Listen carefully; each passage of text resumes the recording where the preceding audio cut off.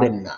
যতটুকু না জানলে আপনি মুসলিম থাকতে পারবেন না, যতটুকু না জানলে ফরজ বিধানগুলো পালন করা সম্ভব না, ততটুকু জ্ঞান অর্জন করা প্রত্যেক নারীর জন্য ফরজ, প্রত্যেক পুরুষের জন্য ফরজ। তো ফরজ ইলম অর্জনের দীর্ঘ একটা তালিকা আছে, আমি আপনাদের কয়েকটা তালিকা শোনায় দেই যে বিষয়গুলো আপনাদের জানতে হবে। এক, ঈমান কাকে বলে, ঈমানের রুকন কয়টি এটা জানা ফরজ।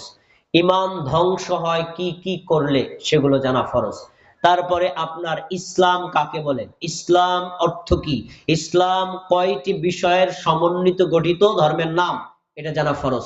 কি কি অপরাধ করলে ইসলাম থেকে মানুষ খারিজ হয়ে যায় এ বিষয়ে জ্ঞান অর্জন করা ফরজ।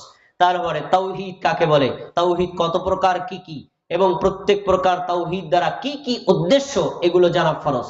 এরপরে আপনার শিরিক কাকে বলে, শিরিক অর্থ কি, শিরিক কত প্রকার কি কি এটা জানা ফরজ। সুন্নাত কাকে বলে, সুন্নাত কত প্রকার কি কি এটা জানা ফরজ। বিদআত কাকে বলে, বিদআত কত প্রকার কি কি এবং বিদআতের বাস্তবতা কি, আমাদের সমাজে প্রচলিত বিদআত কি, এই মৌলিক বিষয়গুলো জ্ঞান অর্জন করা আলেমদের জন্য না, সবার জন্যই ফরজ।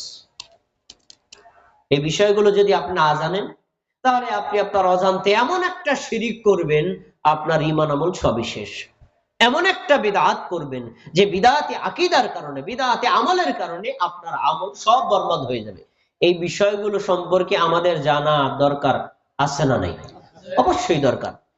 এখন আপনি যখন ঈমান সম্পর্কে জানবেন, ইসলাম সম্পর্কে জানবেন, তখন দেখবেন ইসলামের সংজ্ঞা এসে যাবে।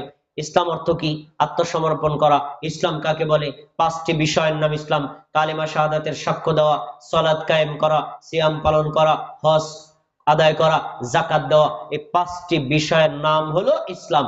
তারপরে কালিমা শাহাদাতের দুইটা পার্ট, একটা হলো কালিমা আশহাদু আল্লা ইলাহা ইল্লাল্লাহ মানে তাওহীদের সাক্ষ্য, ওয়া আশহাদু আন্না মুহাম্মাদার রাসূলুল্লাহ মানে রিসালাতের সাক্ষ্য। তাওহীদুল রুবুবিয়্যাহ দ্বারা উদ্দেশ্য কি, তাওহীদুল উলুহিয়্যাহ দ্বারা উদ্দেশ্য কি, তাওহীদুল আসমা ওয়া সিফাত দ্বারা উদ্দেশ্য কি, এগুলো আপনাকে জানতে হবে।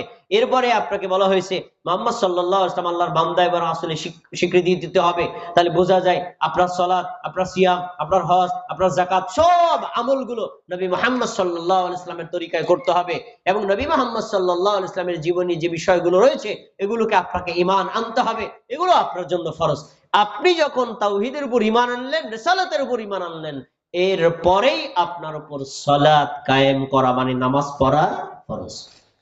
যখনই আপনি নামাজ ফরজের স্টেপে চলে যাবেন, তখন দৈনিক নামাজ কত রাকাত, কোন রাকাতে কি কি সূরা লাগে, কোন কোন দোয়া জানা লাগে এবং কিভাবে সালাত আদায় করবেন, এই বিষয়গুলো আপনার জানা ফরজ। না জানলে আপনি আমল করতে পারবেন না।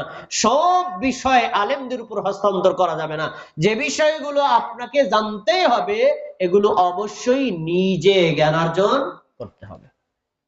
কিন্তু কষ্টের কথা শুনবেন, কষ্টের কথা হলো আমাদের দেশের জনগণ ওয়াজ শুনতে আগ্রহী, খুতবা শুনতে আগ্রহী, ইসলামী জলসায় বসতে আগ্রহী, কিন্তু তারা জ্ঞান অর্জন করবে যে বিষয়গুলো জানা তার জন্য ফরজ, এ বিষয়ে তাদের কোনো আগ্রহ নাই। তার প্রমাণ বাংলাদেশের বড় বড় অনেক উচ্চ শিক্ষিত মানুষ আছেন যারা জানাজার দোয়াটাও পর্যন্ত পারে না। এমন লোক নাই? নাই? অথচ মানুষের মৃত্যুর পর একেবারে সর্বশেষ আনুষ্ঠানিক দোয়া হলো জানাজার সালাত। দোয়াটাও আমরা জানি না। এই যে মৌলিক বিষয়গুলো, এগুলো সম্পর্কে আমাদের জ্ঞান অর্জন করতে হবে ইনশাআল্লাহ। এই জ্ঞান অর্জনের একটা পার্ট হলো নামাজ সম্পর্কে, সালাত সম্পর্কে জ্ঞান অর্জন করা। আমাদের সমাজে যে